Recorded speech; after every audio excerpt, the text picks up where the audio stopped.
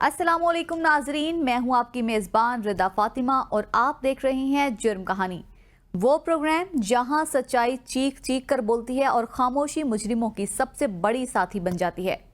क्या हम एक ऐसे माशरे में जी रहे हैं जहां कानून सिर्फ ताकतवर की दहलीज पर सजदा करता है, जहां मजलूम की फरियाद दीवारों से टकरा कर लौट आती है। रोज एक नया जुल्म, हर सुबह एक नया नोहा और हर रात एक नई बेबसी। जुर्म कहानी सिर्फ एक प्रोग्राम नहीं, ये उन आंखों की पुकार है जो सच को देखने के बाद भी बंद कर दी जाती हैं। ये उन लबों की सदा है जो इंसाफ मांगते मांगते खामोश हो चुके हैं। आज हम एक ऐसे जुर्म की हकीकत से पर्दा उठाएंगे जो सिर्फ कानून की कमजोरी नहीं, हमारे जमीर की खामोशी का भी मातम है। जी हाँ, ये दास्तान है जुल्म की, और सवाल है हम सबसे, क्या हम फिर खामोश रहेंगे या सच्चाई के साथ खड़े होंगे? आइए चलते हैं उस सच की तरफ जिसे छुपाने की बहुत कोशिश हुई, मगर जुर्म कहानी में कोई हकीकत छुप नहीं सकती। नाजरीन, जुर्म की दुनिया में कुछ कहानियां सिर्फ लहू से नहीं लिखी जाती। कभी वो खामोश आंखों से चीखती हैं, कभी वो लापता कदमों के शोर में सुनाई देती हैं। ये कहानी भी ऐसे ही एक इंसान की है जो एक आम सुबह दूध लेने निकला, मगर शाम होने तक एक सन्नाटा पीछे छोड़ गया, और जब तक सच सामने आया बहुत कुछ दफन हो चुका था। कत्ल, एक कत्ल पूरी इंसानियत का कत्ल है। कत्ल जो होता है वो पूरा ख़ानदान डिस्टर्ब कर देता है। अगर उसके साथ साथ ब्लाइंड मर्डर हो तो ब्लाइंड मर्डर पुलिस डिपार्टमेंट के लिए चैलेंज होता है कि इसको ट्रेस किया जा सके। इस वाले से मैं फैसलाबाद का दादुशुमार बताता चलूँ। जनवरी 2025 से लेके अब तक 23 ब्लाइंड मर्डर फैसलाबाद में हो चुके हैं, जिनमें से 14 को ट्रेस कर लिया गया है। बाकियों की इन्वेस्टिगेशन जारी है। इस वाले से मैं बताता चलूँ कि जो ब्लाइंड मर्डर होते हैं उसमें पुलिस के डिपार्टमेंट में जो इनका SHO investigation, even SP, even CPO साहब इनकी वीकली मीटिंग करते हैं और इनसे रिपोर्ट लेते हैं। अभी जो इस हवाले से मैं जो बताना चाह रहा हूँ, जो मदीना टाउन में नईम ताजर 2 के रेलवे रोड का ताजर था, वो घर से सुबह दूध लेने निकला और वापस ना आया। जब शाम तक वापस ना आया तो उनके घर वालों ने मदीना टाउन थाना में एफआईआर के लिए दरख्वास्त दी। तो उसी वक्त पुलिस एक्टिव हुई। पुलिस ने इन्वेस्टिगेशन स्टार्ट की, सीसीटीवी फुटेज के हवाले से मदद लेना शुरू की। इस वाले से हम उनके जो मुद्दई पार्टी है उनसे भी बात करते हैं, जो पुलिस डिपार्टमेंट है उनसे भी बात करते हैं कि उन्होंने ये जो ब्लाइंड मर्डर है कैसे ट्रेस किया। हमारे साथ रहिएगा। नाजरीन, यहाँ सवाल ये नहीं है कि एक ताजिर लापता हुआ, सवाल ये है कि बाकायदा मामूल के सुबह कैसे एक शहरी अचानक गायब हो जाता है। क्या हम एक ऐसे माशरे में रह रहे हैं जहाँ रोजाना घर से निकलना भी एक खतरा बन चुका है? क्या हमारी सड़कें, गलियां और बाजार महफूज नहीं रहे? और आखिर ये नौजवान, ये अफराद ऐसे संगीन जुर्म में कैसे मुलविस हो जाते हैं? क्या ये तालीम की नाकामी है, तरबियत की कमी, या निज़ाम की खामोशी? 13 मई को एक ताजर नईम अहमद जो घर से दूध लेने निकला, लेकिन उसकी घर में लाश आई। उस हवाले से उनके जो बेटे हैं वो मेरे साथ मौजूद हैं। उसका जो ये ब्लाइंड कत्ल था वो ट्रेस तो हो चुका है, लेकिन हम जानते हैं कि ये वाकया किस तरह से पेश आया। और जो उनका दोस्त था, क्या वो पहले घर आ रहा था इनके घर, उनके कितनी देर से रिलेशन थे? सर बताइएगा, जो आपके फादर हैं वो जो ये कातिल था इसको कितनी देर से जानते थे? उस दिन क्या वाकया पेश आया? जो दूध लेने गए थे तो कैसे आपको पता चला उनका? बिस्मिल्लाहिर्रहमानिर्रहीम। मैं मोहम्मद उमर नईम अपने बाप का कत्ल का मदई हूँ। और ये वाक़या 13 तारीख सुबह 4 बजे फजर के टाइम पेश आया। एक नामालूम शख्स की कॉल आती है। कॉल सुनने के बाद मेरे वालिद साहब घर से चले जाते हैं और हमें ये बता के जाते हैं कि मैं दूध लेने के लिए जा रहा हूँ, मेरे दोस्त की दुकान है। ठीक है, तो हमने भी आगे भी जाते थे, दोस्त के वगैरह का काम करते थे, कोई बड़ी बात नहीं थी हमारे लिए। तो उस दिन भी हमने ये बात समझते हुए उनको जाने दी है।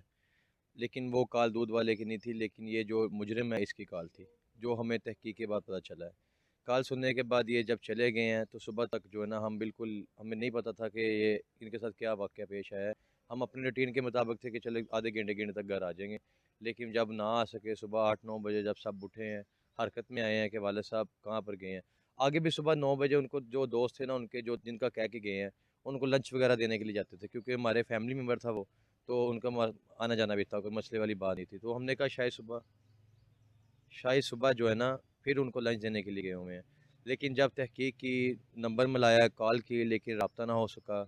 उनसे हमने एक वेरीफाई की दूध वालों से जो उनके दोस्त थे, तो उन्होंने कहा मेरे तो साथ कोई रब्ता नहीं है, उनका नाम मेरे पास वो आए हैं। तो हमने जो है ना फिर ज़्यादा टेंशन में आके हमने जब हरकत ली है, हमने उनके दोस्तों को वगैरह को, जो उनके जानने वाले, उनको कॉल की है। लेकिन किसी को जो ना किसी इनकी खबर नहीं थी।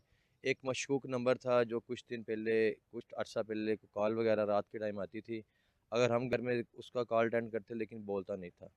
इनकी आवाज़ जानने पहचानने के बाद इनसे बात करता था, ठीक है। उस दिन भी मैंने मतलब कि नंबर की जो है ना वो कोई घर से कोई इतला मिली है कि एक नंबर है, हम भी नोट कर रहे हैं, पता नहीं किसका है। तो जब मैंने इस शख्स को कॉल की है, पहले तो इसने फ़ोन नहीं अटेंड किया, अटेंड करने के बाद उसने कुछ कॉलों के बाद जब अटेंड किया है तो उसने बोला है कि भाई मैं तो नहीं जानता हूँ किसी शख्स को। जिस शख्स का नाम ले रहे हैं, जो कातिल जिनका कत्ल हुआ है नईम अहमद साहब का, कहते मैं नहीं जानता हूँ, नाम इनके साथ मेरा। सर हम हमारे क्या, हम जितना हम अपने बाप को जानते हैं वो खुली किताब की तरह उन्होंने ज़िंदगी गुजारी है, और कोई इनका ज़िंदगी का मरहला नहीं जो हमसे छुपा हो। ये कोई मेरे अंदाजे के मुताबिक कोई नए हुए 5-6 माह से जो है ना ये मतलब कि नंबर हमारी नज़र से गुजर रहा है, लेकिन हमने इसको इग्नोर किया कि शायद रॉन्ग कॉल है, ठीक है। हमने इतना तवज्जो नहीं किया इस बात पे।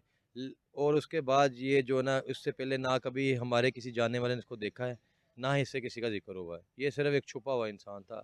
अब किस मामले में छुपा हुआ था ये कातिल जानता है, जो चले गए उनको पता है क्या मामला है। अच्छा, अब आपका क्या मुतालबा है गवर्नमेंट ऑफ पंजाब से, आईजी पंजाब से, जो डेफिनेटली आपके जो पकड़े तो गया है ये मुलज़म, तो सज़ा के वाले से क्या कहेंगे? सर ये इसमें टोटल 4 मुलज़म शामिल हैं, ठीक है। एक खालिद नामी मरकज़ी मुलज़म है जो पुलिस की इस टाइम हिरासत में है। 3 और हैं जिन्होंने अभी तक जो है ना वो बेल ली हुई है, और इंशाल्लाह वो भी पकड़े जाएंगे, ठीक है। उसके बाद हमारा गवर्नमेंट से और आईजी पंजाब से और छोटे जो अफसरान हैं उनसे हमारा एक ही रिक्वेस्ट है कि कानून के मुताबिक उनको सख्त सख्त सज़ा दिलाई जाए। देखिए जी, ये हैं ताजर नईम अहमद की फैमिली, ये उनके बेटे हैं। इनका यही मुतालबा है कि जिन लोगों ने इनके बाप का साया इनके सर से छीना है, उनको सख्त से सख्त सज़ा दी जाए, ताकि ये एक एग्ज़ाम्पल बने और लोग जो इस तरह के जुराइम करते हैं, वो जुराइम करने से डरें। सख्त सज़ा होगी तो लोग डरेंगे, एक को सज़ा देंगे 100 डरेगा। इस हवाले से इनका यही मुतालबा है आईजी पंजाब से, सीएम पंजाब से, कि इनके जो बाकी मुल्ज़मान हैं उनको भी गिरफ़्तार किया जाए और जो मुल्ज़मान हैं इनको सख्त से सख्त सज़ा दी जाए। आगे चलते हैं, पुलिस का मौक़िफ़ लेते हैं। जुर्म कहानी में जो ताजर नईम रेलवे रोड का ताजर था, जो ब्लाइंड मर्डर हुआ था, उस हवाले से मदीना टाउन के एसएचओ मुज़फ़्फ़र साहब मेरे साथ मौजूद हैं। इनसे जानते हैं कि इन्होंने इस जो ब्लाइंड मर्डर को कैसे ट्रेस किया और मुलज़म को कैसे गिरफ़्तार किया। सर बताइएगा, ये एक ब्लाइंड मर्डर था, आपको इसमें किस तरह से कामयाबी मिली? जी बिस्मिल्लाहिर्रहमानिर्रहीम।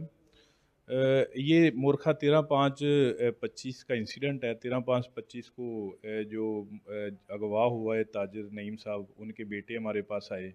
उन्होंने कहा कि हमारा जो वालिद है वो सुबह 4 बजे निकला घर से, लेकिन ताहाल वापस नहीं आया। तकरीबन शाम का टाइम था 5-6 बजे का।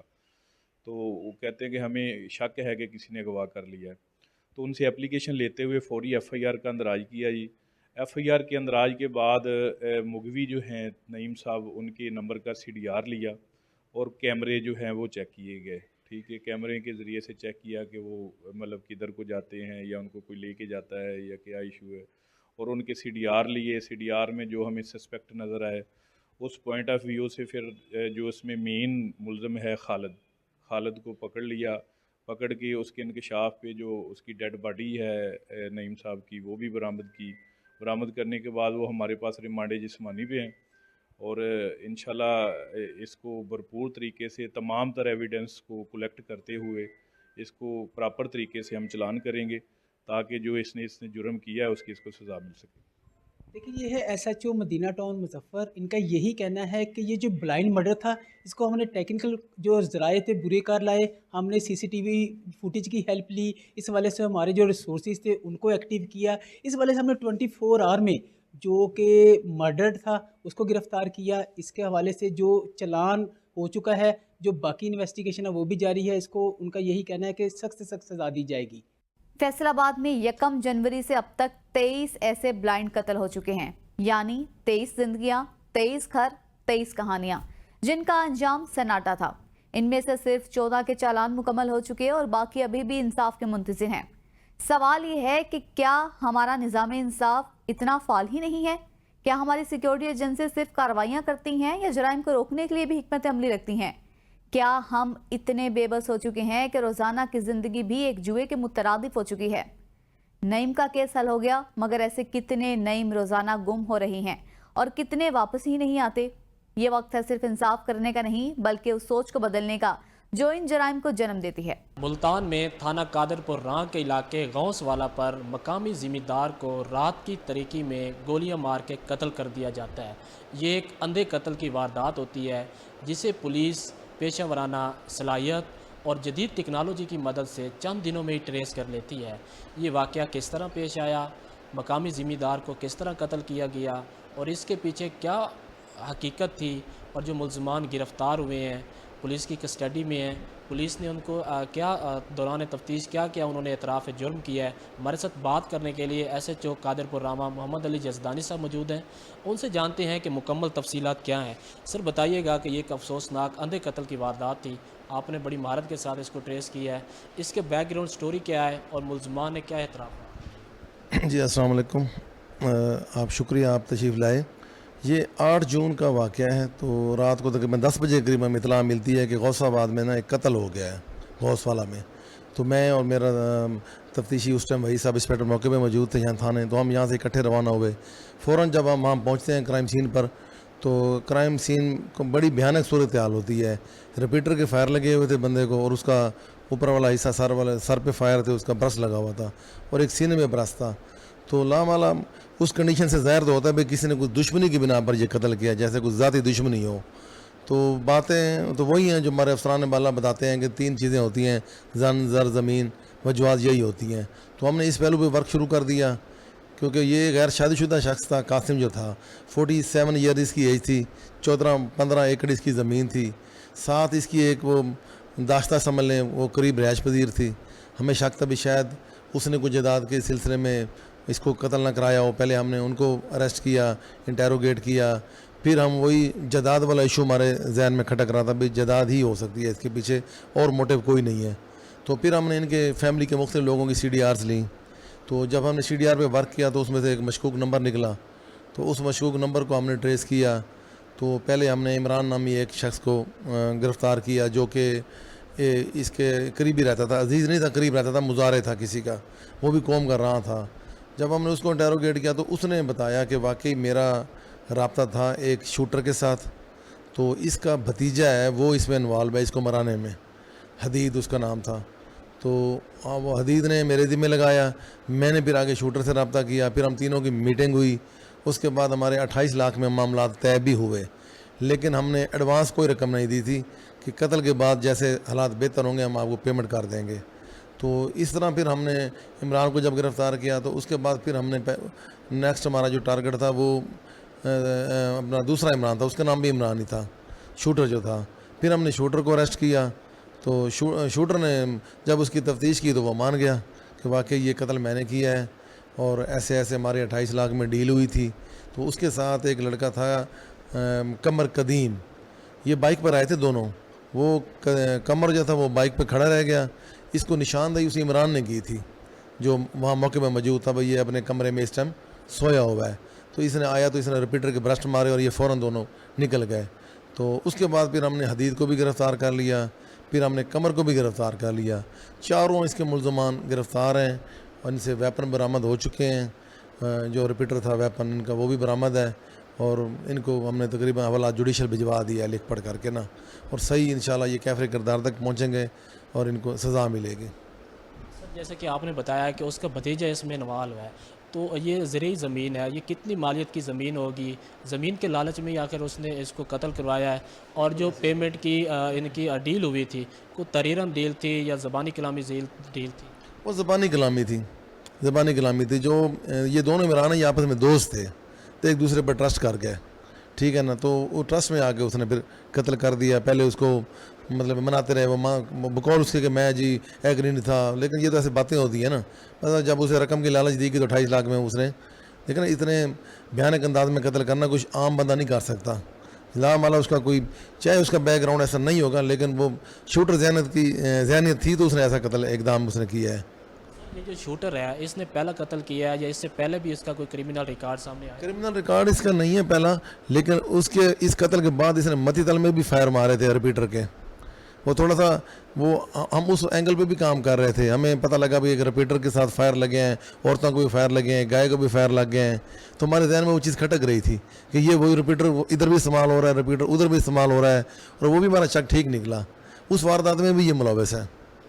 बिल्कुल, जैसा कि आपने एसएचओ कादरपुर राव की बात सुनी है, उनका ये कहना है कि भतीजे ने ही अपने सक्का चचा को 28 लाख रुपए में डील करके माज ज़मीन के लालच में कत्ल करवा दिया, जो कि इस वक्त पुलिस की कस्टडी में है। मज़ीद इंटरोगेशन भी चल रही है।